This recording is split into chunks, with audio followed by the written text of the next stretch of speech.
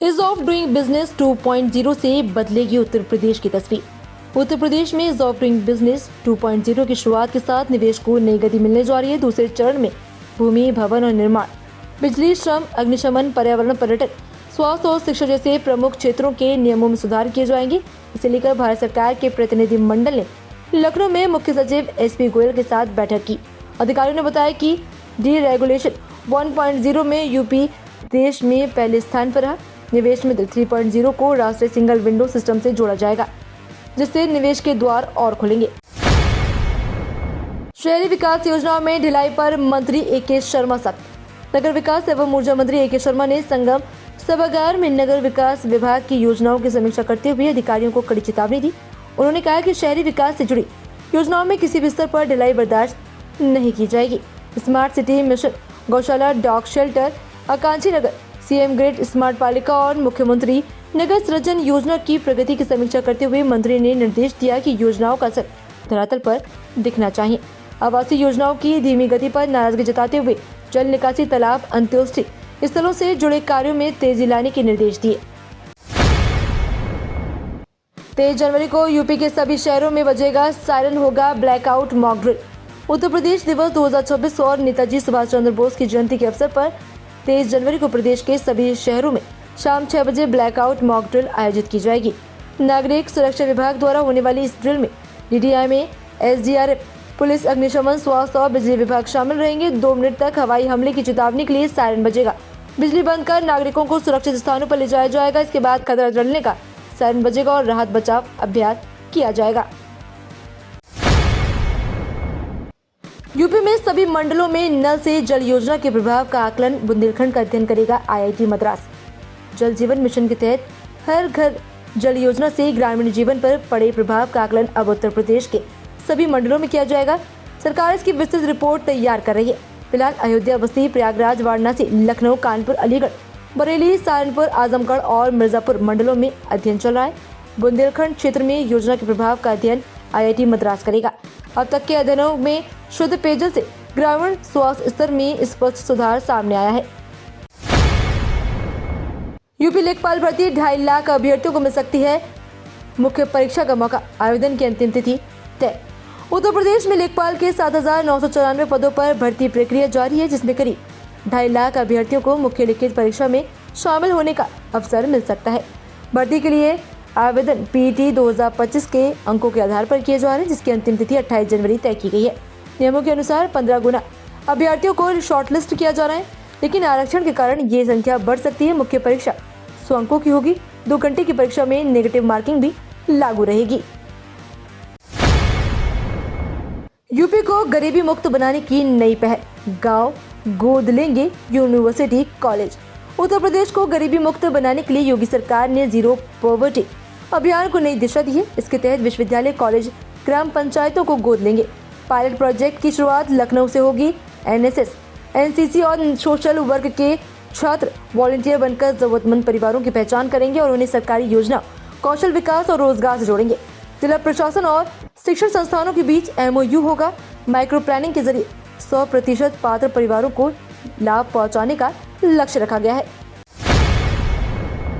18 जनवरी को 2 लाख से अधिक लाभार्थियों के खातों में आएंगे 1 लाख रुपए। मुख्यमंत्री योगी आदित्यनाथ 18 जनवरी को प्रधानमंत्री आवास योजना के तहत प्रदेश के 2 लाख से अधिक लाभार्थियों के खातों में 1-1 लाख रुपए की पहली किश्त ट्रांसफर करेंगे। ये राशि डीबीटी के माध्यम से भेजी जाएगी। इंदिरा गांधी प्रतिष्ठान में होने वाले कार्यक्रम में केंद्रीय मंत्री मनोहर लाल खट्टर भी शामिल होंगे। कार्यक्रम में करीब 1500 लाभार्थी मौजूद रहेंगे, जबकि अन्य जिलों से ऑनलाइन जुड़ेंगे। मुख्यमंत्री लाभार्थियों से संवाद करेंगे। इस राशि से आवास निर्माण को गति मिलेगी।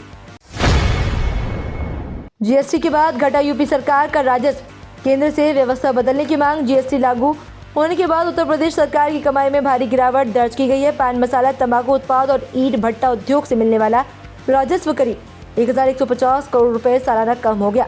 वित्त मंत्री सुरेश कुमार खन्ना ने केंद्रीय वित्त मंत्री निर्मला सीतारमण से जीएसटी व्यवस्था में बदलाव की मांग की है। राज्य सरकार चाहती है कि कर निर्धारण खपत के बजाय उद्योगों की कुल उत्पादन क्षमता के आधार पर किया जाए, ताकि राजस्व नुकसान की भरपाई हो सके। यूपी दिवस कार्यक्रम में शामिल हो सकते हैं अमित शाह। 24 जनवरी को होगा भव्य उद्घाटन। उत्तर प्रदेश दिवस के उद्घाटन समारोह में 24 जनवरी को केंद्रीय गृह मंत्री अमित शाह शामिल हो सकते हैं। प्रदेश सरकार उन्हें आमंत्रित करने की तैयारी कर रही है।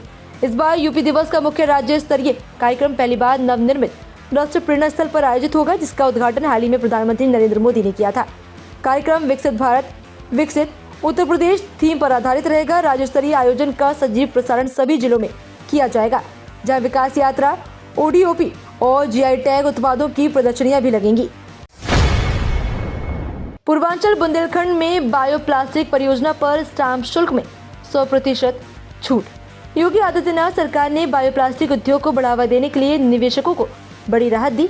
उत्तर प्रदेश बायोप्लास्टिक उद्योग नीति 2024 के तहत पूर्वांचल और बुंदेलखंड में एंकर इकाइयों की स्थापना पर स्टाम्प शुल्क में 100% छूट मिलेगी। वहीं मध्यांचल और पश्चिमांचल में 75% तथा इन दोनों जिलों में 50% छूट दी जाएगी। यह कदम प्लास्टिक प्रदूषण नियंत्रण और गोबर आधारित पर्यावरण अनुकूलन उत्पादों को बढ़ावा देने की दिशा में अहम माना जा रहा है। विजन इंडिया कार्यक्रम में अखिलेश यादव बोले, समग्र स्वास्थ्य के लिए तन, मन और वातावरण जरूरी। समाजवादी पार्टी के राष्ट्रीय अध्यक्ष अखिलेश यादव 2 दिवसीय दौरे पर भुवनेश्वर पहुंचे, जहां उन्होंने विजन इंडिया कार्यक्रम में भाग लिया। होलिस्टिक हेल्थ विषय पर चर्चा करते हुए उन्होंने कहा कि अच्छे स्वास्थ्य के लिए तन, मन और वातावरण तीनों का संतुलित होना जरूरी है। उन्होंने स्वास्थ्य सेवाओं पर सवाल उठाते हुए कहा कि अस्पतालों की इमरजेंसी सेवाएं खुद संकट में है और सीएससी, पीएससी में स्टाफ की कमी है। अखिलेश ने मानसिक स्वास्थ्य पर ध्यान देने, परिवार के साथ रहने और जरूरत पड़ने पर डॉक्टर से सलाह लेने की अपील की। काशी में सीएम योगी बोले, मंदिरों का पुनरुद्धार हो रहा है, कांग्रेस जनता को कर रही है दिग्भ्रमित।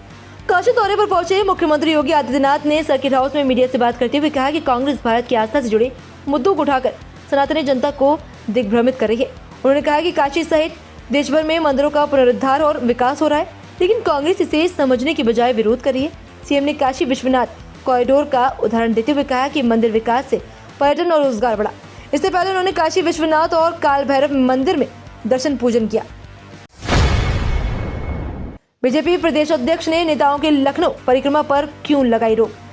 भाजपा प्रदेश अध्यक्ष पंकज चौधरी ने लखनऊ में अनावश्यक परिक्रमा और बड़े नेताओं के पीछे दौड़ने पर सख्त रोक लगा दी।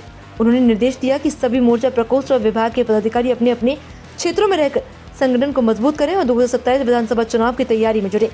गुरुवार को राज्य मुख्यालय पर हुई बैठक में उन्होंने कहा कि संगठन में कोई पद छोटा या बड़ा नहीं होता, कार्यकर्ता की पहचान उनके काम से बनती है। बैठक में संगठन महामंत्री धर्मपाल सिंह भी मौजूद रहे। बिना लिखित परीक्षा NHAI में डिप्टी मैनेजर बनने का सुनहरा मौका। National highway authority of India ने डिप्टी मैनेजर के 44 पदों की भर्ती नोटिफिकेशन जारी किया। इस भर्ती के चयन केवल गेट 2025 स्कोर के आधार पर होगा, कोई अलग लिखित परीक्षा नहीं होगी। आवेदन प्रक्रिया 9 जनवरी से शुरू हो चुकी है और अंतिम तिथि 9 फरवरी 2026 शाम 6 बजे है। चयनित उम्मीदवारों को लेवल 10 के तहत 56,100 से 1,77,500 रुपए तक मासिक वेतन मिलेगा। आवेदन के लिए सिविल इंजीनियरिंग में BE BTech डिग्री और वैध गेट 2025 स्कोर जरूरी है। आवेदन NHAI की वेबसाइट nhai.gov.in पर किया जा सकता है। 18 जनवरी 2026 पश्चिमी यूपी में मौसम का हाल। पश्चिमी उत्तर प्रदेश में 18 जनवरी 2026 को मौसम सर्द और कोहरे भरा रहेगा। सुबह और देर रात के समय घना कोहरा छाए रहने की संभावना, जिससे विजिबिलिटी कम होगी और सड़क यातायात प्रभावित हो सकता है। मेरठ, सहारनपुर, बिजनौर, मुरादाबाद और आसपास के जिलों में शीतलहर का असर मजबूत रहेगा। दिन के दौरान धूप निकलने के बावजूद तापमान सामान्य से काफी नीचे रहेगा, जिससे ठिठुरन बनी रहेगी। मौसम विभाग के अनुसार अगले 24 घंटे में न्यूनतम तापमान में गिरावट बने रहने के संकेत। ग्रामीण और ग्रामीण इलाकों में खासकर सुबह अधिक ठंड अनुभव होगी। तो ये थी आज की 15 फटाफट खबरें। अगर आपको वीडियो पसंद आया तो वीडियो को लाइक, शेयर व कमेंट जरूर करें। धन्यवाद।